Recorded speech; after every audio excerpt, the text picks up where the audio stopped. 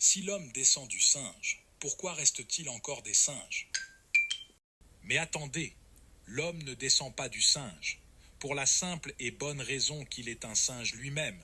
Si l'on regarde l'arbre généalogique de l'Homo sapiens, c'est-à-dire l'homme moderne, on observe qu'il y a eu une séparation entre les singes et les grands singes il y a 9 ou 10 millions d'années. Les grands singes sont les chimpanzés, les gorilles et l'homme. Ils ont la particularité d'avoir perdu leur queue alors que les singes l'ont encore.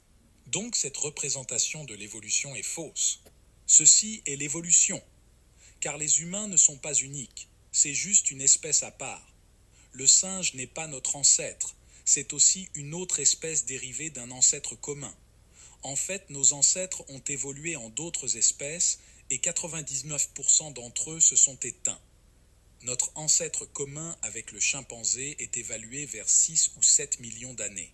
Malgré tout, nous conservons beaucoup de points communs avec les singes comme le pouce opposable aux autres doigts, ce qui permet l'utilisation d'outils, ou le langage, élaboré pour le singe et articulé pour l'homme.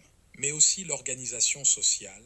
Pour les chimpanzés, par exemple, c'est une vie en communauté, une vie en harem pour les gorilles, et de la solitude à la communauté pour les orang-outans.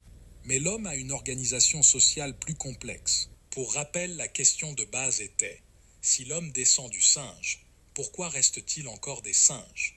Eh bien, il en reste encore car ce sont de lointains cousins. En conclusion, nous sommes deux espèces différentes ayant le même ancêtre.